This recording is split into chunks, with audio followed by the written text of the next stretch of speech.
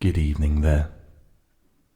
I do hope you are relaxed and laid back, and preferably listening to this audio recording through your headphones. Today, I'd like to read a few chapters from children's favourite, the B.F.G. by Roald dhal. This particular first chapter always used to help me get to sleep when I was younger, and family or parents would read it to me. Sometimes I wouldn't even make it to the rest of the book. So I do hope that this helps you relax and sleep. Chapter 1. The Witching Hour. Sophie couldn't sleep.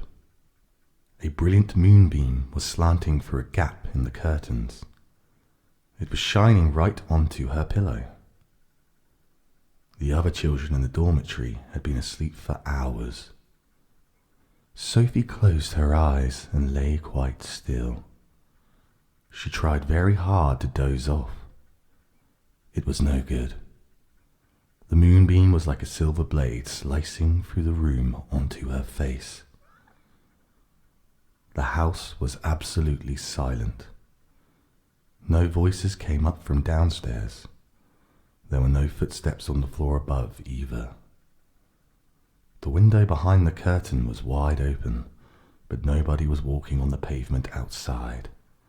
No cars went by on the street. Not the tiniest sound could be heard anywhere. Sophie had never known such a silence. Perhaps, she told herself, this is what they called the witching hour.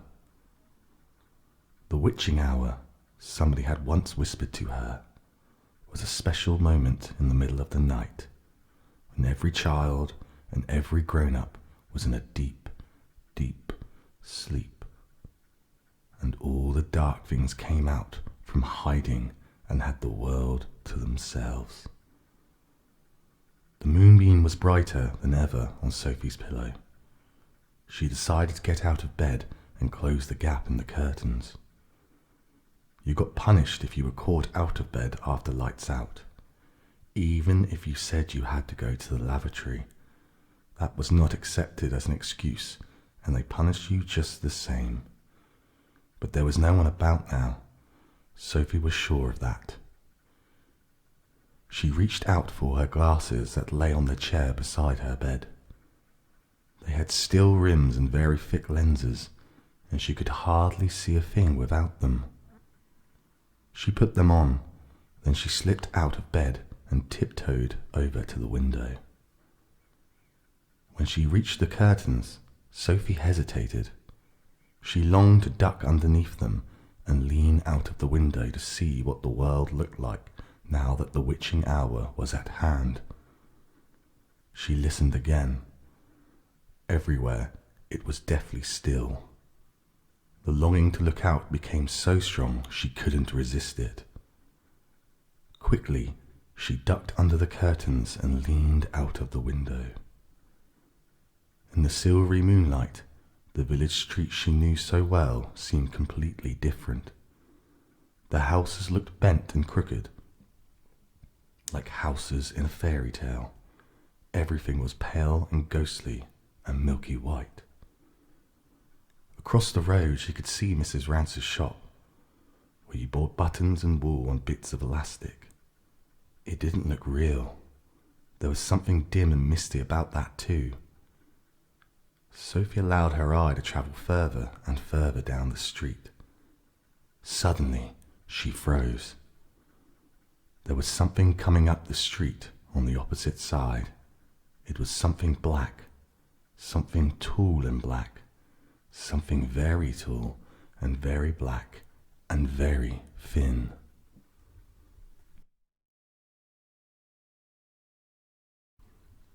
Chapter 2. Who? It wasn't a human. It couldn't be. It was 4 times as tall as the tallest person.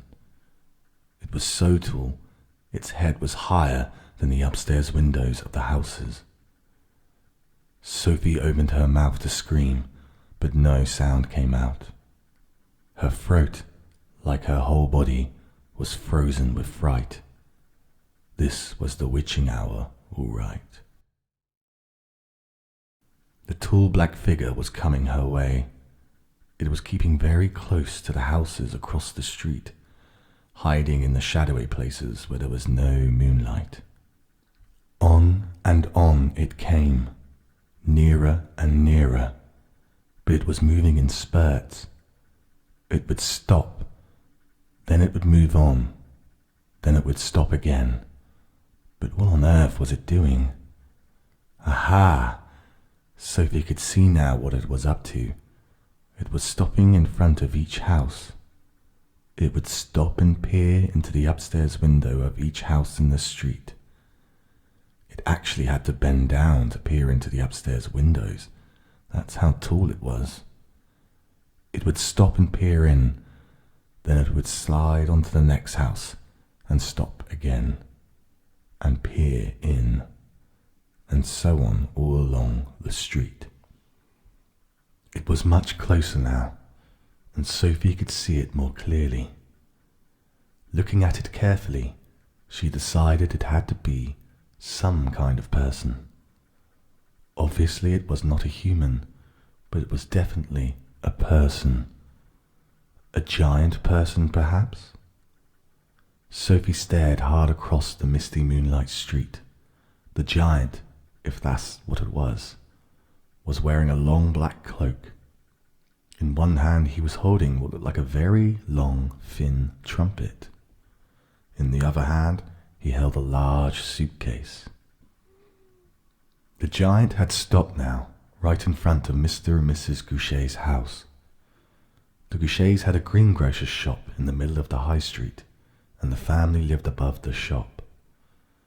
The two Goucher children slept in the upstairs front room. Sophie knew that.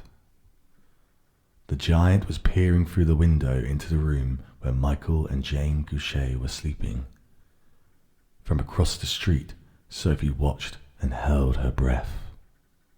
She saw the giant step back a pace and put the suitcase down on the pavement. He bent over and opened the suitcase. He took something out of it. It looked like a glass jar, one of those square ones with a screw top.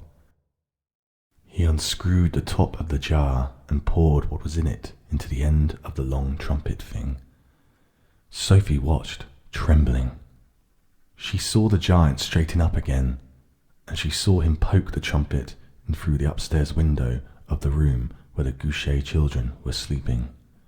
She saw the giant take a deep breath, and woof, he blew through the trumpet. No noise came out, but it was obvious to Sophie that whatever had been in the jar had now been blown through the trumpet into the Goucher children's bedroom. What could it be? As the giant withdrew the trumpet from the window and bent down to pick up the suitcase, he happened to turn his head and glance across the street. In the moonlight, Sophie caught a glimpse of an enormous, long, pale, wrinkly face with the most enormous ears. The nose was as sharp as a knife, and above the nose there were two bright flashing eyes, and the eyes were staring straight at Sophie. There was a fierce and devilish look about them. Sophie gave a yelp and pulled back from the window. She flew across the dormitory and jumped into her bed and hid under the blanket. And there she crouched, still as a mouse, and tingling all over. Thank you for listening today. I hope that was helpful to get some sleep. For now, goodbye.